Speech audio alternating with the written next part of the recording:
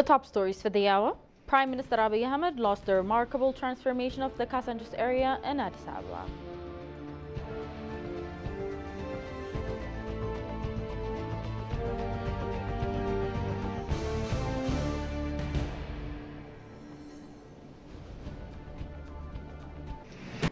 And Boeing Company launched its African regional office in Addis Ababa.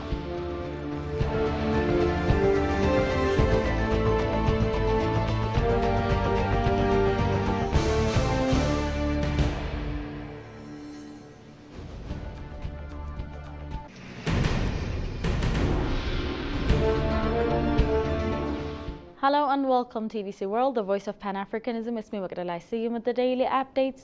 Do stay with us.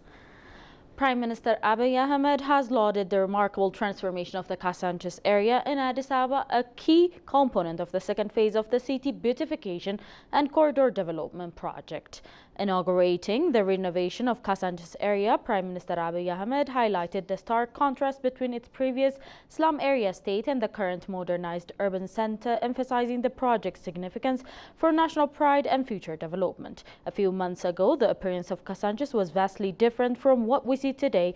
It was unsuitable for living, filthy and unsanitary, the Prime Minister stated. He attributed the area's previous condition to decades of unplanned and haphazard development, leading to inadequate infrastructure and unsightly urban landscape. Especially when viewed from the air, Kasanchis was among the most disgusting area in Addis Ababa, he remarked. This understanding prompted us to include Kasanchis area in the second phase of the corridor development project, the Prime Minister said. It is a source of great pride to witness Kasanchis transformed into such a beautiful area in just few months, he said. Prime Minister Abiy also noted that he had visited community members relocated from Kasanchis to Galangura during the Eastern holiday. Their new living conditions have been significantly improved compared to their previous living environment. They now have access to learning, recreational and dining facilities for their children, he noted. Acknowledging that further improvements are possible, he stressed that the current living conditions are strikingly different from the previous ones. The corridor development project, which is a brainchild of Prime Minister Abiy Ahmed, aims to revitalize key areas of Addis Ababa, transforming them into modern, sustainable and aesthetically pleasing urban centers. The initiative addresses the city's rapid urbanization challenge by enhancing infrastructure, promoting green space and improving the overall quality of life for residents. He urged the leadership to avoid complacency and continuously strive for progress. Vision is essential, but hard work is required to make it a reality. We must not rest on our laurel, but continue to dream and work towards the next vision, the Premier said.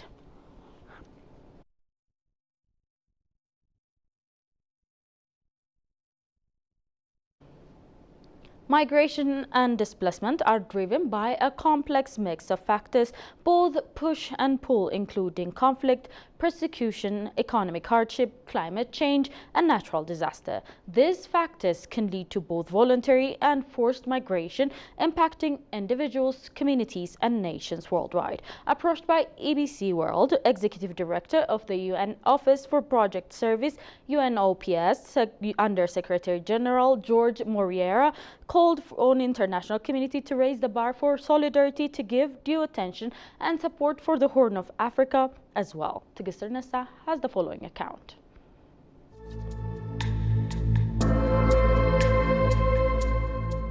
Several major factors contribute to displacement and migration globally, including conflict, climate change, economic hardship, and development projects. These factors can push individuals and communities to leave their homes either within their own countries or across international borders. Armed conflict and political instability are major drivers of displacement, forcing people to flee their homes in search of safety. Approached by ABC World, Executive Director for UN Office for Project Services, UNOPS, Jorge Moreira, called on the international community to raise the bar for solidarity, to give due attention and support the Horn of Africa as well.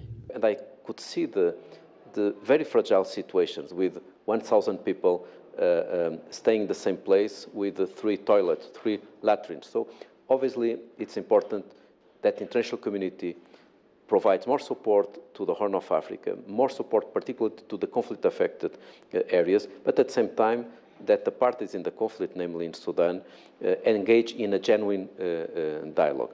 But the same happened in Somalia. 3 decades of war with the proliferation of improvised explosives affecting the security of the people. 1/3 of our population living in very difficult conditions, almost half of the population facing extreme poverty and climate impact. So it's really important that this crisis in the Horn of Africa, but more broadly in Africa, get the visibility, get the attention in the donor community. I know that we have a war in Ukraine, we have a war in Gaza, we have tensions and conflicts in Myanmar, we have also a fragile situation in Afghanistan. But let's not forget some of the conflicts in Africa that didn't disappear just because we have other conflicts. So we need, rather than lowering the bar and reducing the solidarity, we need to raise the bar and provide all the support for the people in it. Climate change exacerbates existing social, economic, and environmental vulnerabilities, making communities more susceptible to displacement. Despite the carbon emission in Africa is much more less than other well-developed nations, Moreira says African countries are paying the ultimate price, urging the international community to provide more resources for the Loss and Damage Fund. What's the problem in the Horn of Africa, but more broadly in Africa?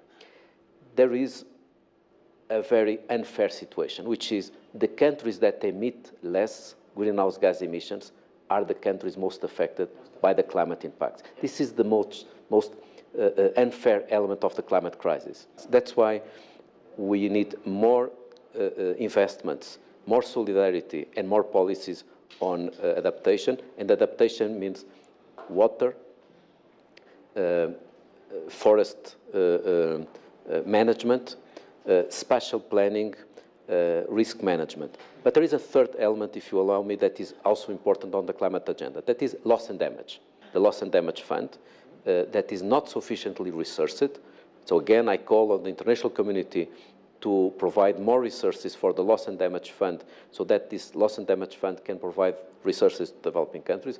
And the second initiative, which is managed by UNOPS and by UNDRR, is the Santiago Network on loss and damage, with technical assistance helping the countries to get the best projects to build back better.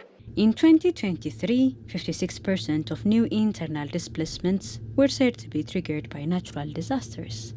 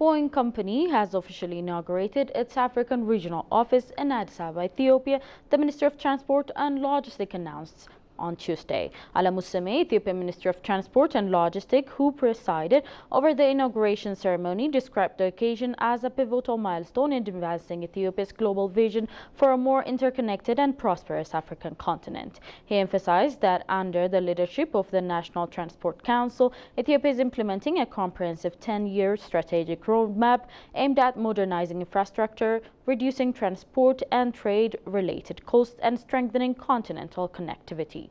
The government has remarked a 74 billion USD investment portfolio to collaborate with private sector partners, including Boeing, across key areas such as railway system, port development, aviation expansion, and smart logistics solution. Alamu highlighted that Boeing's establishment of its African office in Addis Ababa symbolizes not only the boundless potential for Ethiopia, but also the continent's rising role in fostering economic liberation, regional integration, and global aviation advancements. The inauguration ceremony was attended by prominent figures including Kuljit Gata, President of Boeing for the Middle East, Turkey, Africa, and Central Asia, Irvin Masinga, the U.S. Ambassador to Ethiopia, Getachew Mengistu, Director General of the Ethiopian Civil Aviation Authority, and Mesfin Tasso, CEO of Ethiopian Airline, alongside other senior executives.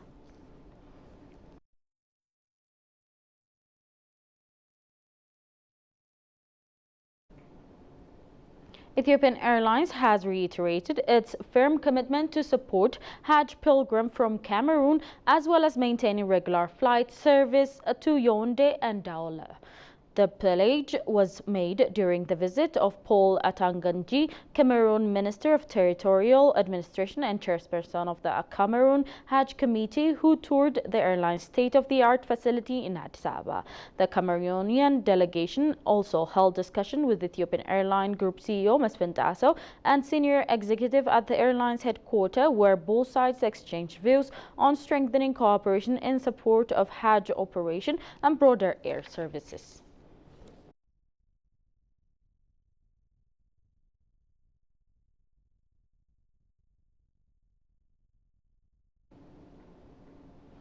That's all we had for today's update, but before I go, let's have a recap of the top stories once again.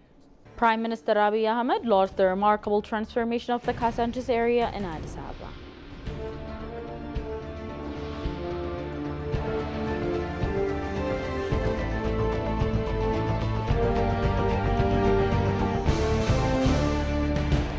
And Boeing Company launched its African regional office in Addis Ababa.